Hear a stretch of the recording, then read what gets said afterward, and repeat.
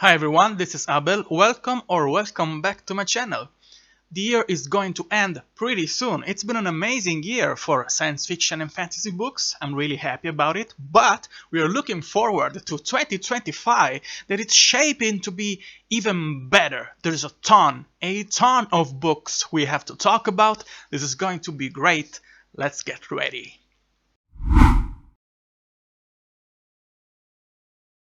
But before we start, remember that if you enjoy science fiction and fantasy books, this is the perfect place for you. So if you want to see more videos like this, please consider subscribing, leave a like, share this video. Thank you. And stay until the end of the video because there's a surprise. Let's start with all the books that will be released in January.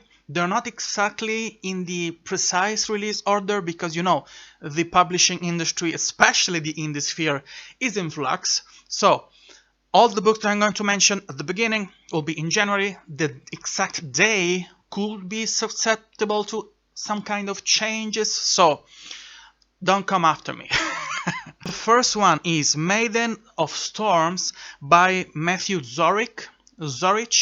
I think it's Zorich. I don't know. I'm sorry, Matthew. You know, if you're part of this channel, this community, that I delight myself in butchering surnames and names and book titles. But this is the sequel to Bastards of Liberty. So book 2 will be released in January. I will not mention the synopsis of book 2, trying to avoid spoiling book 1, but this is a fantasy story and a high fantasy story that is set in an alternative version of America when we have orcs and elves, and it has an epic fantasy aesthetics. So it's an interesting mashup, and it is about a family, 3 siblings that have been divided, and they all face different struggle on the political side of the things, on the war side of the things, and for the family ties of this story. They're trying to get back together and have justice. It is really interesting. The cover are amazing, and I can't wait to give it a try. The Shards of the Moon by Brendan Noble. This is book 5 in an epic fantasy series called The Frostmarked Chronicles. The general setting is that we have 2 point of views. One is Walklow and the other one is Ophelia.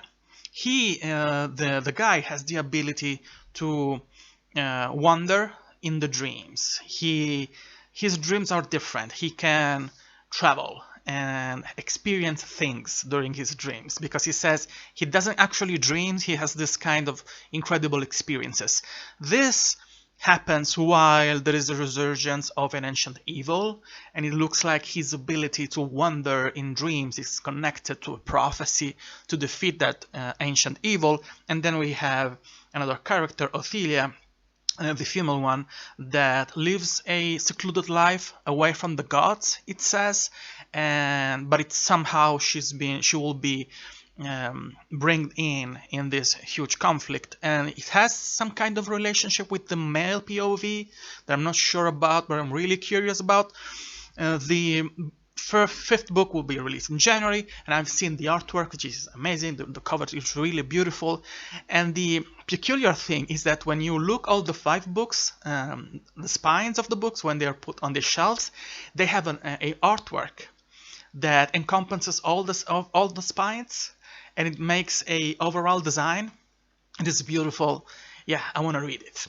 In January we have Orders of Magnitude, a new novella by Yuval Kordov, and I don't know absolutely nothing about this. I just know that Yuval Kordov has my absolute trust because I've read the first book in the Dark Legacy trilogies. I'm ashamed to admit that I haven't finished the trilogy, but I plan to very much. And I think this will be kind of the same ballpark.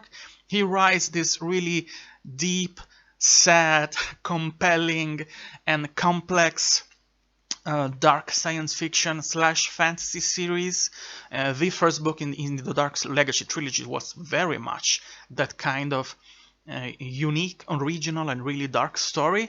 So if you take a look at the book trailer that has been released on the X account of Yuval Kordov, you'll see the vibes of this story. So he has my trust, and I will absolutely check it out when the time comes.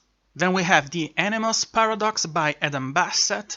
This is a cyberpunk story, but it has vibes from The Fast and the Furious and the new Romancer and kind of Ghost in the Shells too.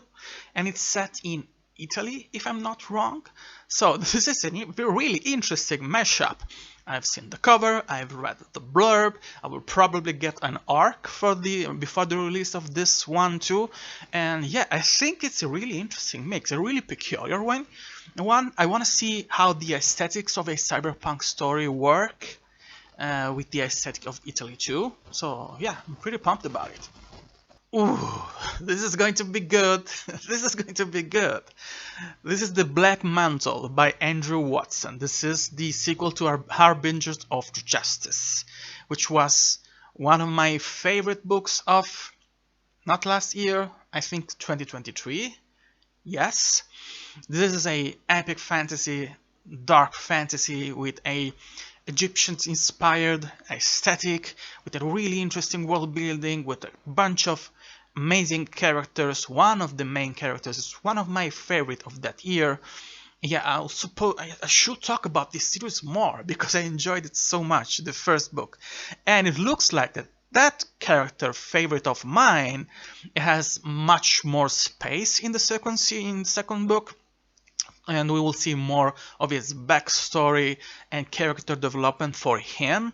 So yeah, I'm pumped about it because the end of the first book was so great and so bombastic and so incredible, and it changed the status quo of the story in such an interesting way, and it left it in a position where my jaw was hanging and I was asking myself, why did it have to happen this way? What's going to happen in the rest of the series? So yeah, suffice to say, I'm really hoping this second book will be even better than the first one. I'm pretty sure it will be. I trust Andrew Watson. He is not only a great author, he's an incredible booktuber.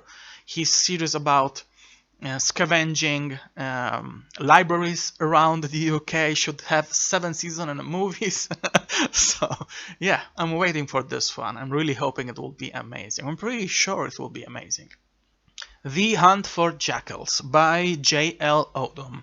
I've talked about the first book in this series in my last video, so I'm not going to spoil the entire series. The description of the first book is about a warrior that has to defend his place in the world. There is an underlying conflict. There is deep exploration about colonization and political struggle. There is this desert setting aesthetics that I love so much. Everyone that has read this book, especially the first one, says that it is incredibly compelling. There's a really interesting review about this in Tori's channel that I'll try to link down below, so go and give it a try and wait for my review too when the time comes. Yeah, I'm really pumped for book 2 too. I want to read both of those books. Absolutely. Grave Empire by Richard Swan. This is the first book in a new trilogy that it's connected to the first trilogy, the Empire of the Wolf trilogy, that it's the one that made Richard Swan famous, and rightfully so, because it is incredible.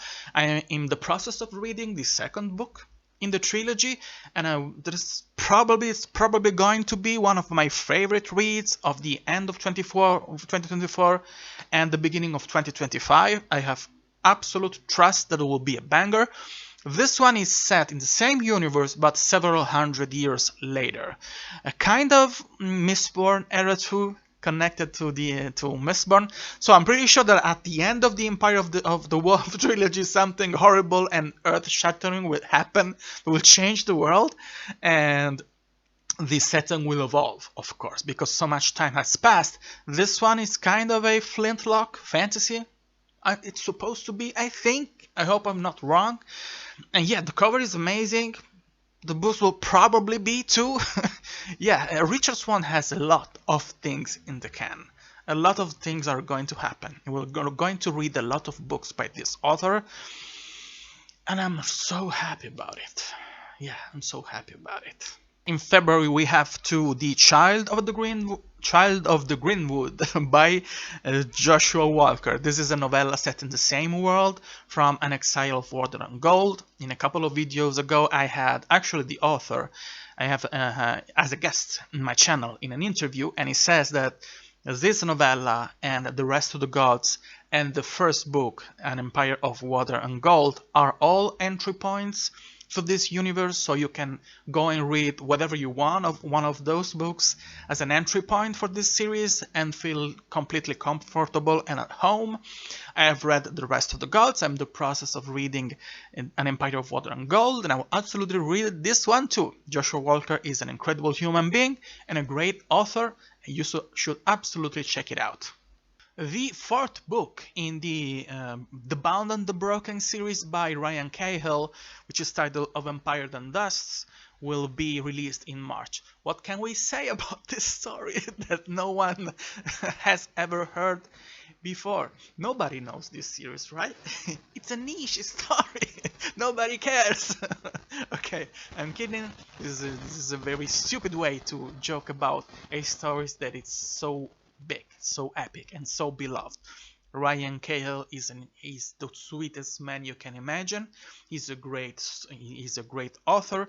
This story started small, self-contained, and it exploded. It became something incredibly huge and complex and heart-wrenching, with epic battles and deep character development. There's a reason why everybody is in love with this series.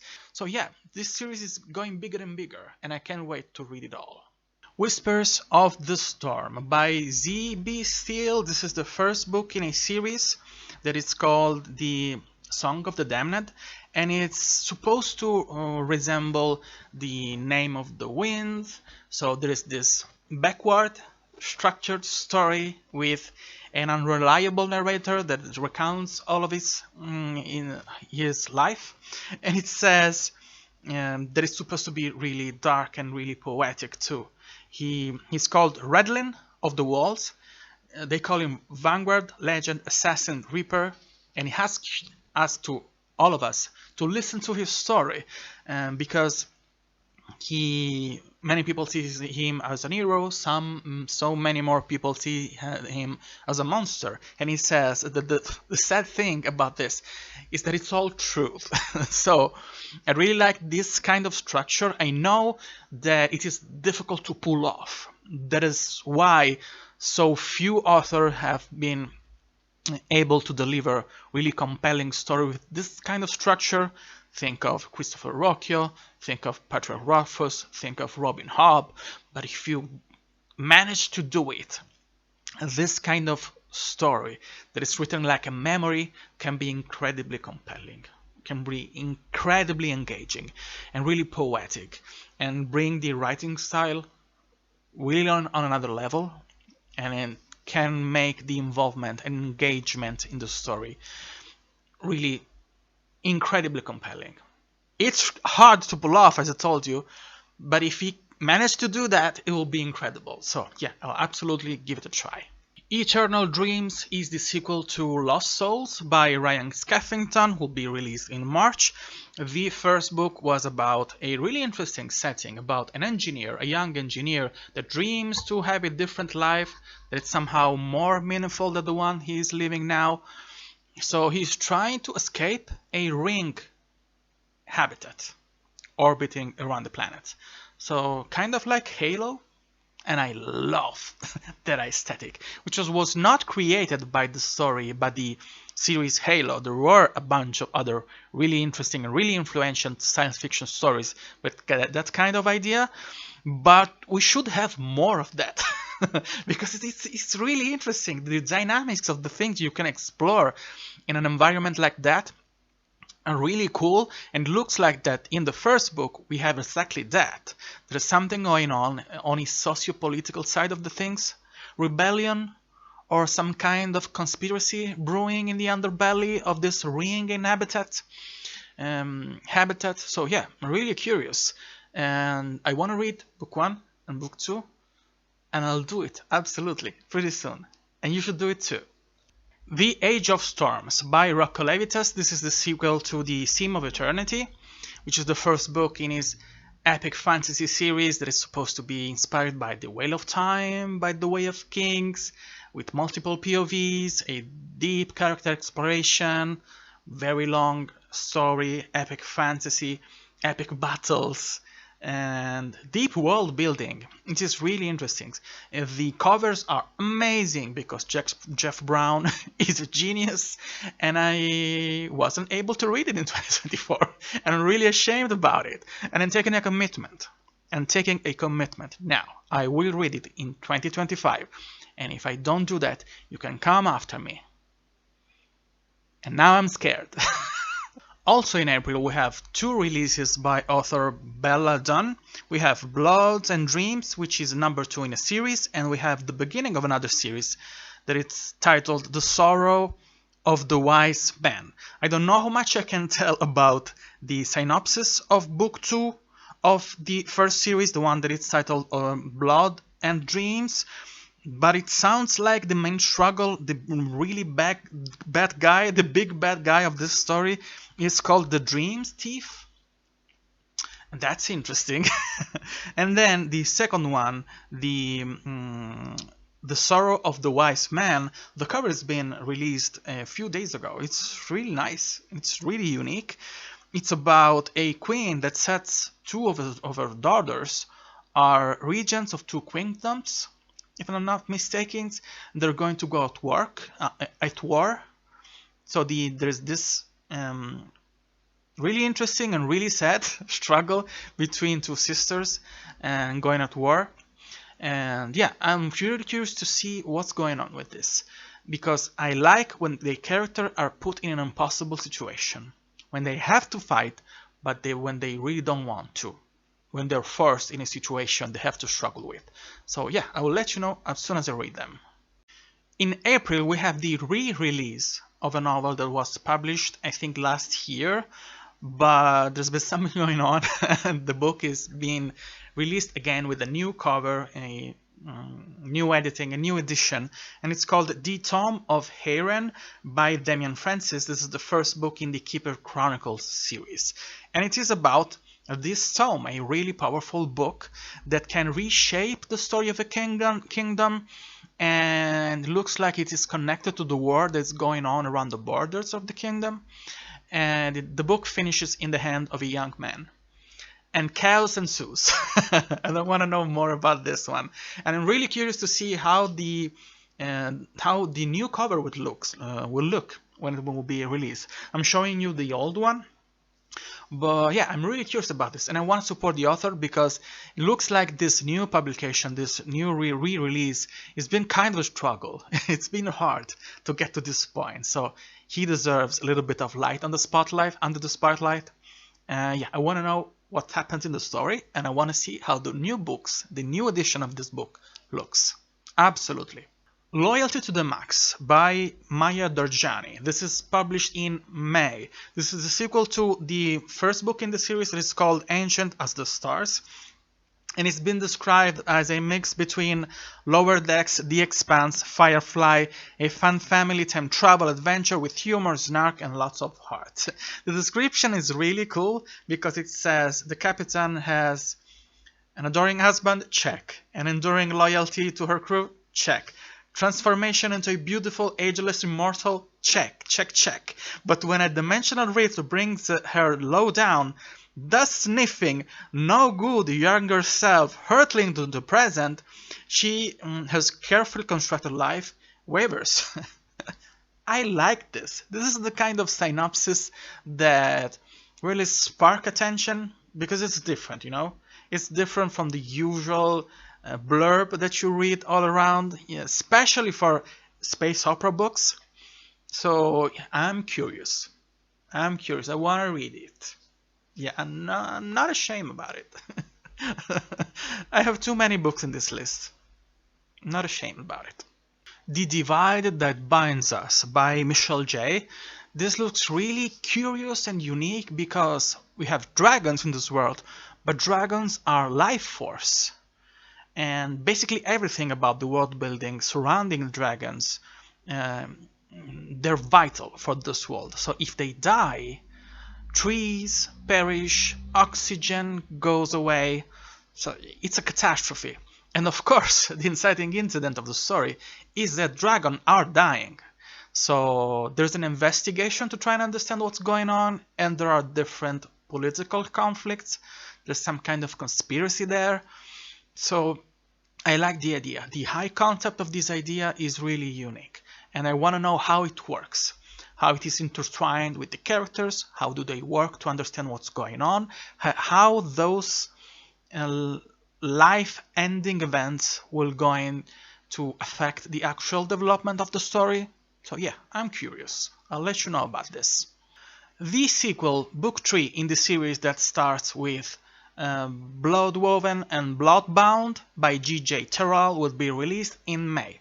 This is a Northern-inspired story with deep characters. When the author described me, he told me that it is an epic fantasy story with Northern vibes, but it is also a character piece, an exploration about the protagonists. And that piqued my interest because it's exactly what I want in fantasy stories. I like big battles, I like huge conflict and plot twists, but what drives my interest, what keeps my interest in a story are characters.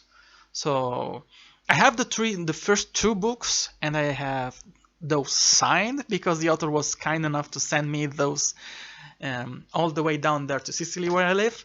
Yeah, I'm really curious to see how the book looks, because the 2 covers for books 1 and 2 were amazing, and I'm pretty sure the 3rd one will be amazing too. It is actually designed by an Italian artist, so I'm double the proud for the pride for those books.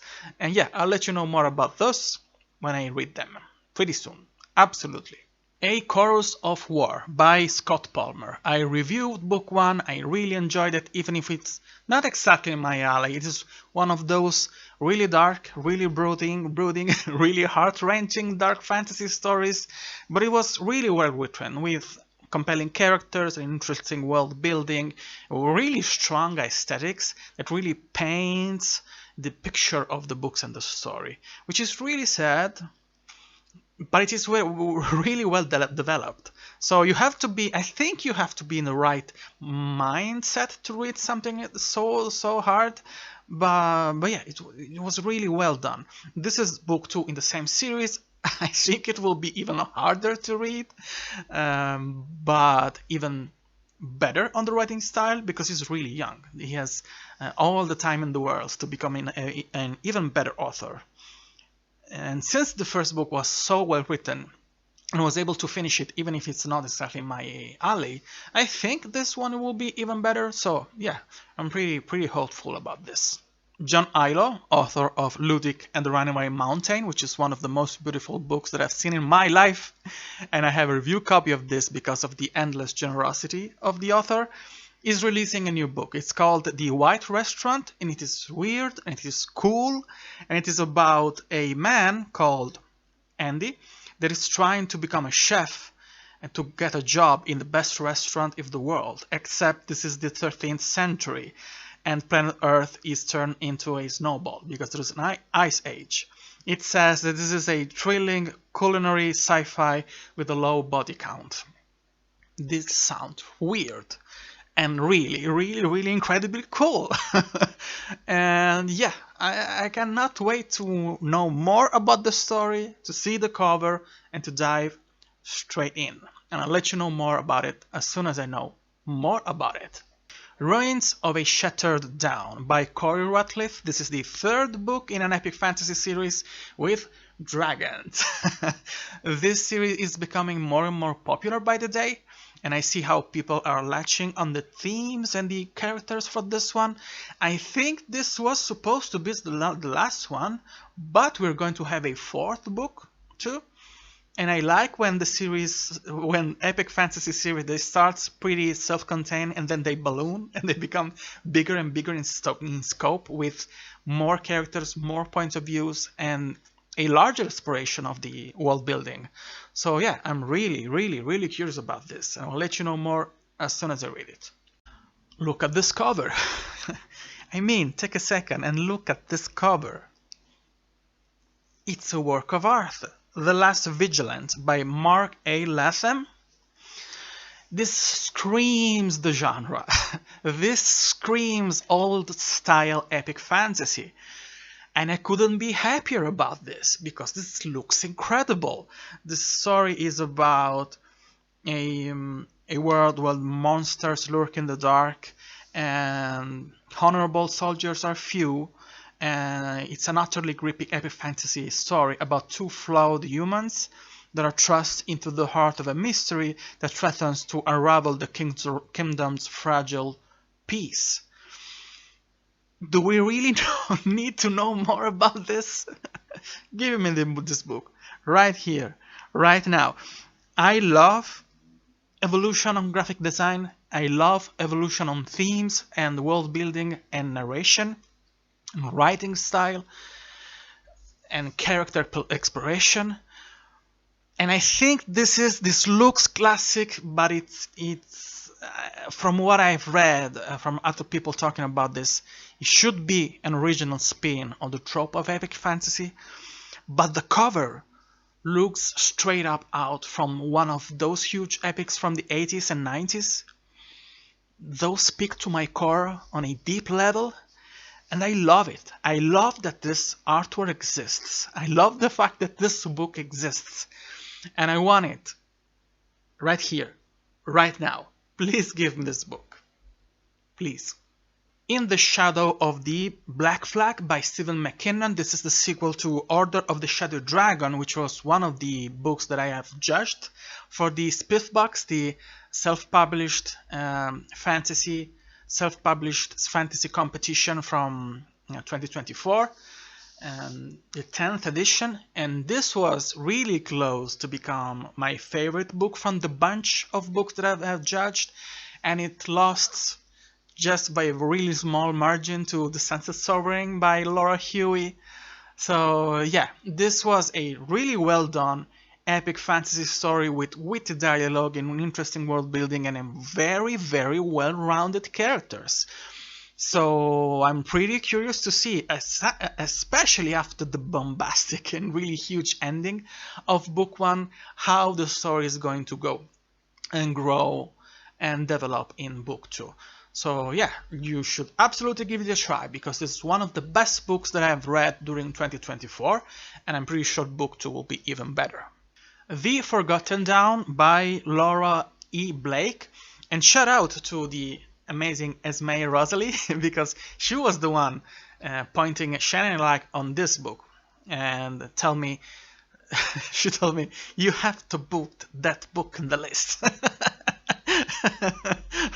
Because she knows how to help up-and-coming authors to get a little bit of visibility. Her reviews are amazing, and she knew about this book, and she thought this book deserved a space in my 2025 SFF releases. Yeah, I think she's right, because it is really interesting. This is a romanticist story about the main protagonist is called Brenda Laro, that has no right to be among the Fae courts, but she's willing to risk everything to save her dying father. And romantic shenanigans ensue. There is a list of tropes listed during the cover reveal for this book. It's forbidden love, fated mates, sorting ceremony, bookish human female main characters, fae, forgotten god, trial, torture and die, morally great characters. All of the tropes that you're expected to find in this kind of stories. The cover is gorgeous, and even if I know really little about romantasy books, I think I've mentioned just one up to this point in this list.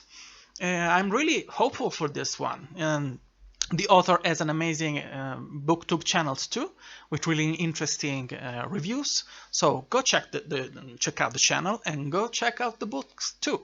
And I'll absolutely let you know more about it as soon as I read it. A Ballad of Vengeance by Karim Soliman. This is described as a book that it will be appealing for fans of John Gwynn's The Shadow of the Gods. This is a mashup between Egyptian lore and Norse mythology. It's a tale of revenge, a family and revenge. So yeah, that huge serpent on the cover is really ominous, especially because the characters are so tiny compared to this huge big bat. But I think that mixing those two kinds of mythologies and aesthetics could be really good, especially if they are thoughtfully interwoven with the feminine dynamics and the more intimate story. So yeah, I'm curious about this. Random Noble, that we already mentioned before, is also releasing the sequel to the Crimson Court, that it's called The Crystal Hair. I reviewed the first book. It was a really compelling high fantasy revenge story with great POV and really complicated world building, but complicated in a really engaging and interesting way. So yeah, I'm curious to see how the story develops and where the story will take us. And yeah, the cover for the first book was amazing. Really waiting to see how this one looks. Mercy, Tears of the Fallen by Chance Dillion, which is not only a great human being, but an amazing booktuber too. I like the fact that in his channel he talks about in a very relatable but also really deep way about what he's reading. But at the end of every video there is also a discussion about his work in progress of this book of Mercy, and he says that he's been taking heavy inspiration from Malazan, from Joe Abercrombie and Elder Ring. And those are huge worlds with huge world building and a ton of characters, but in the description of this book on his work in progress that you can find in the description box of all of his booktube videos, he mentions two characters. One is an exile and another one is a hero. They seems to have really different, really deeply different life views, but also kind of a different way of interpreting the meaning of fate and hope about the future, because it looks like both of them have lost a lot and they have to try and understand what they want to achieve for their future, if it is good to fight for good or for vengeance. So I like this kind of conflict, especially if it is set in such a large kind of work with huge world building. The story also have the release strategy is curious because it says this is a multiple part duology. So the story is divided in arcs, and you have 2 books, then another 2 books, and another 2 books. I think there are 3 sets or 4 sets of duologies. And that's strange, but it's curious and interesting too. And I want to see why the story called for that kind of structure. So this story the first one should be supposed to be out in May, but if you listen to the writing side of his video, the blog side of this video, it says that he's writing book 3 right now, or editing book 3, so the release process should be pretty quick, especially if the books are really long. It will be nice not to have to be forced to wait many years in between to have the whole story, but even if we have to wait a decade to have a complete story, I sense that this one is going to be special. And I don't know why. I have absolutely no reason aside the fact that I like the guy and he seems really smart and really relatable. So yeah, I'll keep you posted about this. I want to know more. T.D. Orell is releasing the second book in his series. It's called Sigura's Roost. And you should absolutely check out his Instagram. I think he's on TikTok too. I follow him on Instagram because this guy is so smart and so funny, and everything that he uploads on Instagram is pure gold. There is a nice balance between funny stuff when he talks about the things he loves, especially Brandon Sanderson, or modern epic fantasy stuff. He cracks me up. He's incredibly smart and funny, but also every time he talks about a little bit more about his stories, about the world building, the creation myth behind the story, and the general setup, he's also producing a stop motion short movie about this story. How cool is that? He's releasing book 2 and re-releasing the first book with a new cover. So this has potential to be a new big thing in epic fantasy, high fantasy stories. I'm really curious about it. I want to know more, and I'll let you know more as soon as I know more. Brian Wilson is releasing also in May the Dark Element. It is probably May, probably during the spring. I don't think we have a specific release date for this one. This is the sequel to the Forsaken Planet and to the Son of the Prophet. This story is a mashup between high fantasy, epic fantasy like The Wheel of Time, and science fiction, and the kind of science fiction that you have in Star Wars. So it's a epic story that involves humans dwelling with other human beings from other planets. So we discover that the galaxy is very richly populated and there is a lot of political conflict going on. The first book was very good, the first book was amazing, and I cannot wait to read the third book. Hopefully we won't have to wait much more to read that one, because I can sense it will be epic. In June, we could probably have the third book in the Divinities series by Christopher Russell. The first two books are in my library up there, and they were very, very good. They were a mashup between high fantasy and kind of steampunk, etherpunk series. Aesthetics with a lot of characters, very relatable, very well done. Epic battles, a good pacing, especially book 2 was a big improvement compared to book 1, which was very well done in and of itself. Book 2 stepped up the game for itself. So yeah, this third book was supposed to come out in 2024. There has been delayed because life comes in the way for every indie authors. For traditionally published authors too, but indie authors have to do much more to produce every single book. So yeah, I forgive you, Christopher, but I want this book in 2025. I need this book in 2025. I already saw the cover, which is not it has not been shared, but I've seen it. I have seen the artwork, and it is incredible. It will crush you. It is beautiful. One of the most beautiful covers that I've seen in recent years is by Chris McGrath, that did also the covers for book 1 and 2. Yeah, please, Christopher, please give us this book in 2025.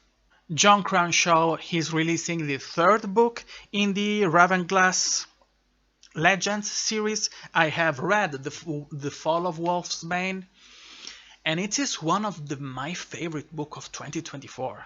It is incredible. It is an incredible coming-of-age epic fantasy story. It's a Northern-inspired story with unexpected, deep character exploration. I was expecting a much more action-packed story, but this one was kind of a slice-of-life story for much of the book, and then the pacing and the scope of the story became much faster and larger toward the ends of the story, kind of like what Robin Hobb does, but with third-person story and multiple POVs. And the story finished in a really satisfying but also interesting way in the first book. Book 2 has been already released. It's titled The Wolf and the Wyvern, and the third book will be released in August of 2025, and it's called The Knight and the Rebel. So yes, I'm really pumped about it because it was a huge surprise. I have been following the author for many years, but I didn't have the chance to read anything by him. And now I want to read everything he has. He has another story, another series about assassins, and there's another series in the Ravenglass universe too. And yes, I'm pretty pumped about it because this world looks expansive and interesting and really deep. And that story, The Fall of Wolfsbane, was such a beautiful surprise, such a compelling and satisfying story, and I can't wait to see where the rest of the story goes. The Damned King by Justin Lee Anderson. This is the third entry, I think it's the last entry in the Aydin saga. The first one was pretty famous between the indie community and then the traditionally published community because it won the SPFBO a couple of years ago. It was titled The Lost War, and then the sequel it's titled The Bitter Crown, and the one that has been published next year is The Damned King. This is a swashbuckling story with an unlikely group of heroes trying to save the world, and it's called the perfect for fans of Nicholas Eames' The Kings of the Wild. And it is very well beloved. It has stellar reviews all around and beautiful covers, so I will absolutely give it a try in 2025. The Swamp is the second book in the Tales of Temerity series. The first one was Dark Town by Palmer Pickering. I'm really happy about the publication of this book because the first one was so fun and so incredibly digestible, compulsively readable. The writing style is spot on to the point that made me kind of more interested about lit RPG. I always thought they were not right exactly in my alley because I had some kind of I won't say problem, but it was difficult to me to understand the appeal of this kind of structure. But this one opened up the story, the doors for this kind of stories. And now I want to read more lit RPGs. And I'll show you one that should be delivered a review copy for another lit RPG story, but I'll talk to you more in one of my next video because I don't want to spoil the book haul when I unbox that one. But Dark Town was amazing. It had amazing action, funny dialogues, really good characters, and this one, it looks like it will step up the game. I participated in the cover review for this one. The first one had a beautiful cover, but the second one has an incredible cover. Look at that one. It's so beautiful. I can't wait to return to this world and to this story and to know more about it. And I'm pretty sure that Palmer Pickering will do an amazing job. She's also releasing, we don't have a specific release date, Anaximenes, which is the third book in her Moon Deeds series, which is a dark sci-fantasy series. It's supposed to come out at the end of the year, and I'll let you know more as soon as I know more. I have seen the cover for Spore City by Adrian M. Gibson, but I cannot show it to you because it's not being released publicly, okay? I feel lucky, I feel very lucky, because that cover is a work of art. It is again made by Felix Ortiz. This one is a new novel in the same world from Mushroom Blues, but it is the beginning of a new story. Spore City is being described, the author gave me an elevator pitch, because we are so early in the advertisement process for this one that he didn't want to spoil the story for me, and I don't want to spoil the story for you. It says that it is a mix between Ghost in the Shell and the Greenbone Saga by Fonda Lee. And I mean, what's not to love about it? What else do you need? I haven't read the Greenbone Saga still, even if I have beautiful hardcover behind me for that story, but everybody seems to be in love with it. It's one of the most famous modern fantasy stories that we had, but I do know very much about Ghost in the Shell, which is one of the best, if not the best, animated movie of all times. Can I say that it is the best of all times? I can, because it's probably true. And it is one of the best cyberpunk stories of all time. So yes, this kind of mashup is really promising, and Adrian M. Gibson knows his deal when he talks about cyberpunk stories, I can assure you, and this one looks really good, and I will let you know more about it pretty soon. In October we have An Empire of Dirt and Lies by Joshua Walker, which I mentioned a few minutes ago. because of his Childs of the Greenwood. This one, though, An Empire of Dirt and Lights, is the second entry in the main line of the stories. It's a sequel to An Empire of Water and Gold. So yeah, I haven't read that book still. I have been introduced to this world because I've read the rest of the gods. Pretty hopeful it will be amazing. I have a review copy for book 1. Yeah, I'll give you a review pretty soon.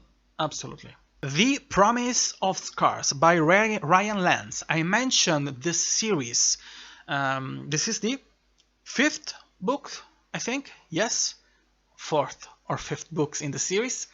And this is that kind of epic fantasy story that I crave to the core in my heart and that I love so much. The whole series looks really interesting to me, and the fact that the book have been consistently delivered in a reasonable amount of time and that all of them are huge chunkers made me really hopeful this will be a series to keep an eye on and to follow closely because it has a huge potential. And yeah, I will let you know more about this pretty soon because I have a review copy for book 1 and I'll give you a review. Absolutely. Pretty soon. C.V. Vob, the author of The Yawning Gap, which was one of the books that I have judged for the SPF BO 10, is releasing, we don't have a specific release date, but 2025, Somnius Palace, and it is about the main protagonist, Proto, called, that finds himself in the misty halls of the Lord of Dreams.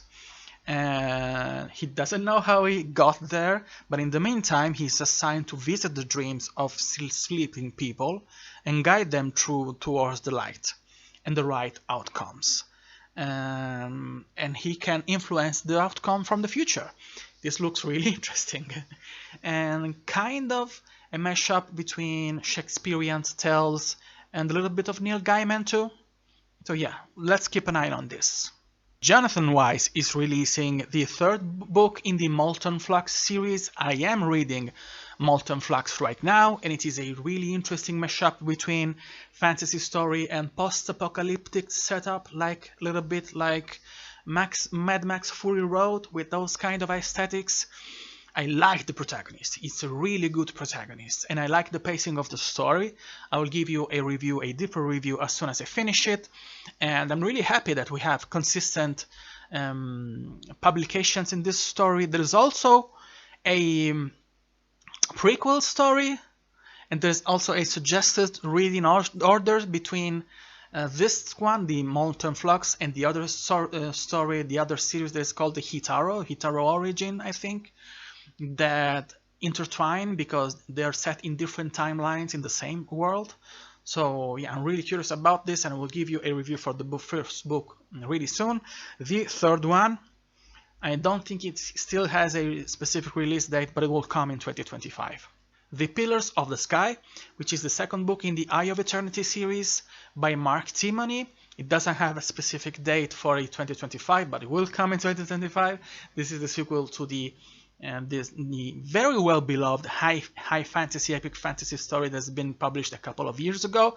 The book has been slightly delayed, let's say, but I trust Mark to be able to release it in 2025 because it looks incredible. The cover is incredible, the name is incredible, the synopsis is amazing. It looks like it has all of those tropes that we really love in epic fantasy stories. So let's keep an eye on this one. I will let you know more about it as soon as I know more about it. And lastly, Blake and Ravenpan are releasing the 4th book in their Skystone Chronicles series. I've talked to you, I told you a little bit about this series, not in my last, I think my penultimate videos. It's an epic fantasy story with dragons, with high stakes and an epic world building.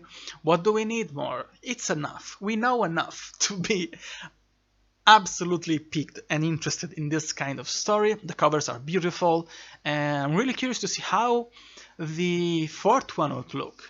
And I like the fact that they're also consistent, with a consistent design and a different kind of palette color for each and every single book. And I would love the fact that they're really chunky and really interesting. So yeah, let's keep an eye on this one too, and I'll let you know more as soon as I know more.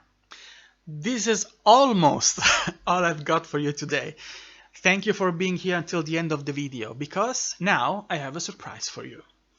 As I told you many times, maybe too many times, or maybe not enough, I am in the process of publishing my first book in English in 2025.